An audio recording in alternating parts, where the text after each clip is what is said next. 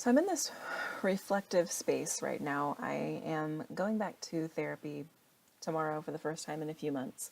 It's been a crazy few months. And so I always get in this sort of reflective period and try to plan out the things that I need to talk about. And it's not, it used to be out of anxiety, me having to sort of script the interactions that we're having, but it's changed now to where I'm so committed to growth, and I feel like so many things are happening at once, and there are so many things that I'm excited about.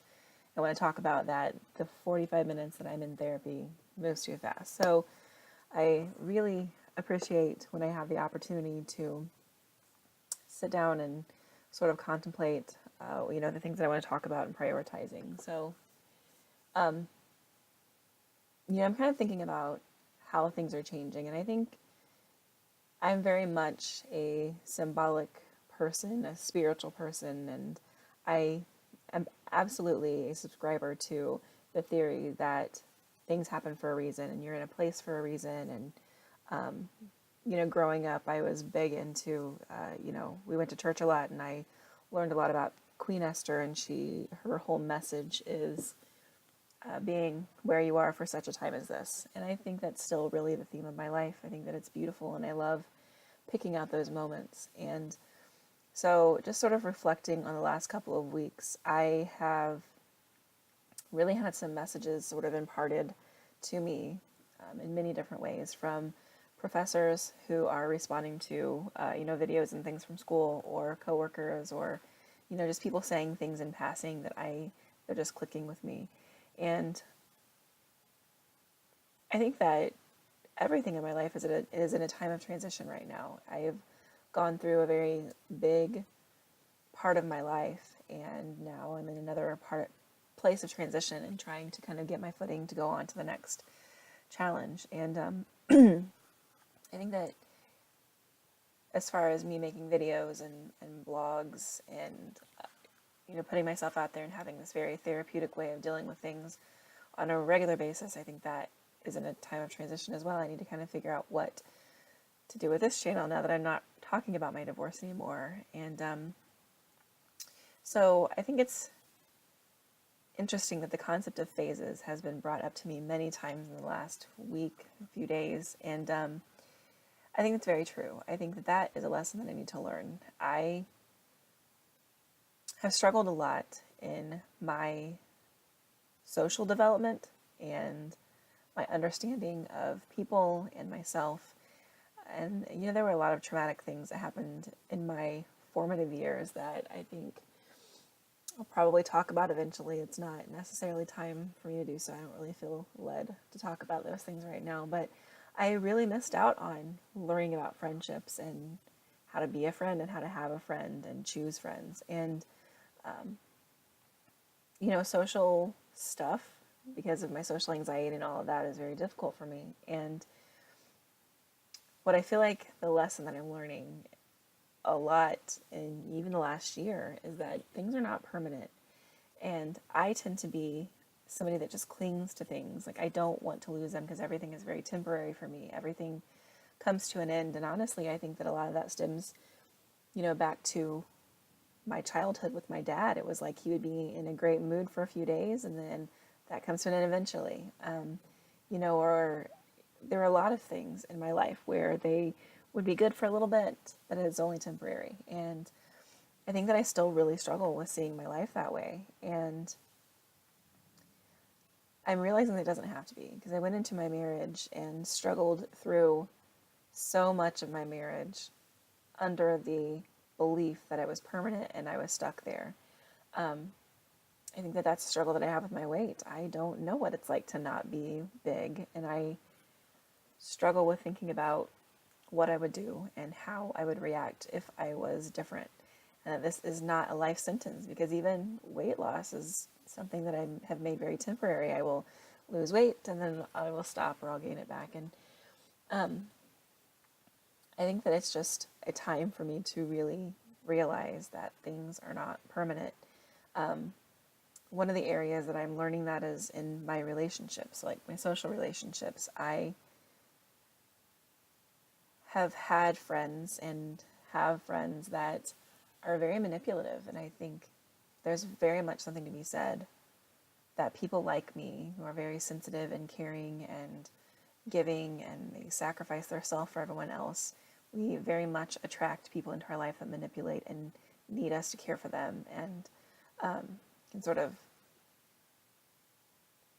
play our emotions and manipulate. Really, it's very abusive, emotionally abusive, and I right now have friends in my life like that, and I am sort of sitting back and watching things unravel, and I'm watching these things come to an end, whether it's, relationships with friends, the way my relationships are with certain family members, my job, this job that I've known that's a very abusive and toxic environment. It's coming to an end too, and I am facing a lot of situations where I'm having to say, you know what, time is up, and it's okay that this is not going to last forever, and that's really scary to me. So I'm really sort of leaning into that concept of phases, and I've always heard, I think there's an adage that talks about people will come into your life for a reason, a season, or a lifetime, and I think that's true not just for people. I think it's true for experiences and situations, jobs, houses. That's true for everything. Not everything is permanent all the time. It's states of being. It's not permanent, and it happens for a reason, or maybe it's a change in your personality. So I think that I'm in this very reflective period. I think that I know big things are coming. Big things just happen, and I'm in this period right now where I'm trying to find my footing, and I'm really focusing on what's next. So I know for sure that one of those things is phases, and really accepting the fact that I am not destined to be punished in my life, and I don't have to be. And if I am feeling uncomfortable, then I can move on, and that's something that's okay. And I need to continue to learn how to put myself first and love myself and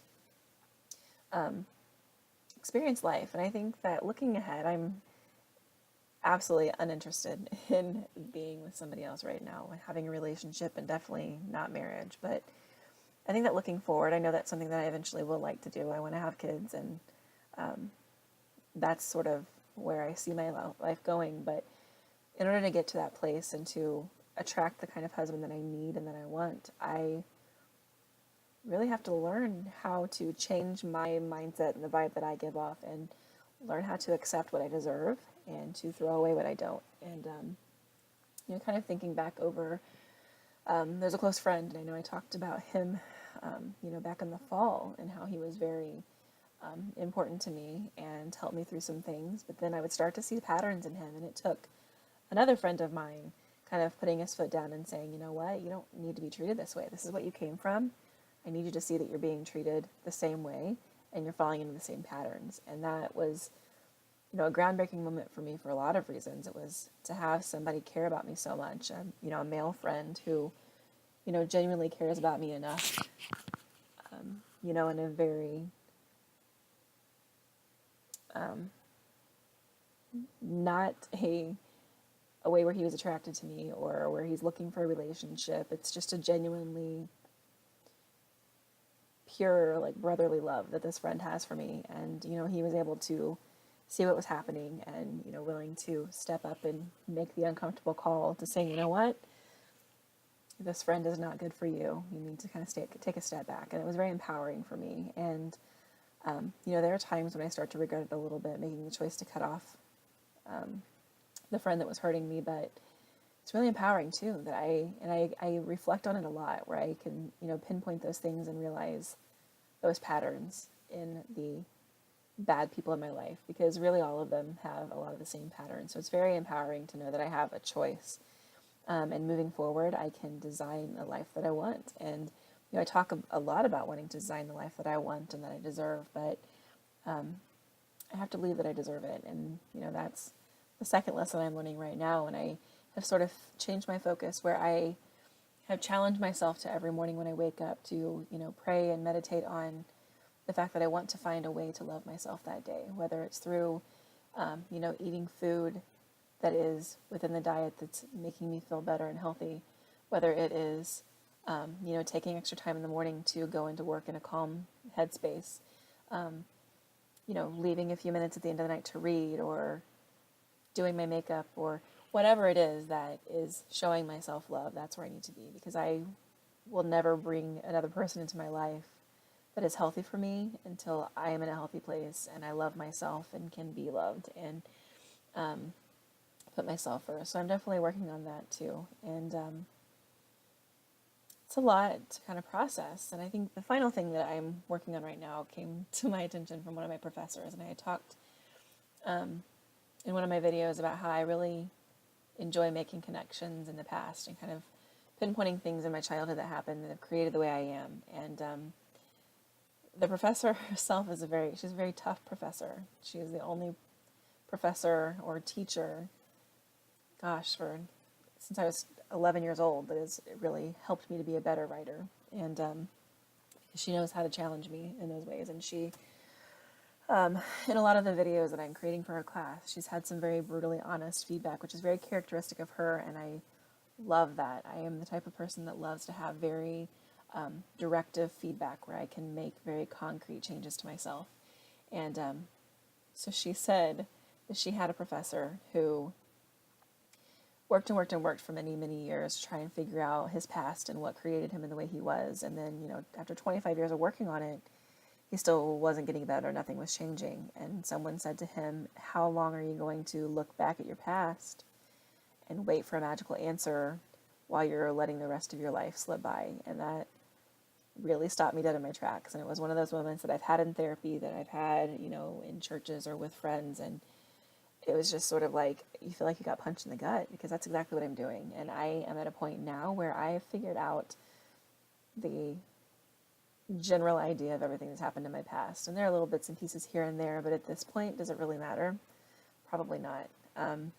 What matters now is that I need to change the patterns of my life, change the patterns of my family, change the way that I treat myself and think about myself and move forward. And I'm at a place right now where I'm really excited, and I'm kind of starting to let go of the past, and it's just scary for me to let go of things. I like to cling to things like they're forever, but I'm also excited about the future, and I'm grateful for a few weeks of being able to reorient myself and get my footing and figure out what kind of headspace I need to be in, because I can't go from this damaging, horrible past that I have to this amazing, exciting future that I cannot wait to have without doing some work in the middle. And so I've been sort of just trying to figure out what that work looks like. And I think the work is within me. I've been working on myself for a long time, but this is a different kind of working on myself. It's working in myself, and it's sort of rewiring. It's like I was learning, I looked through the instruction manual, and that's what I've been doing for the last 3 years in therapy, is figuring out where things go and planning and getting the tool that I need. But now I get to actually do the rewiring, and then at the end of that, I get to just go be this whole new kind of machine. And I'm so excited.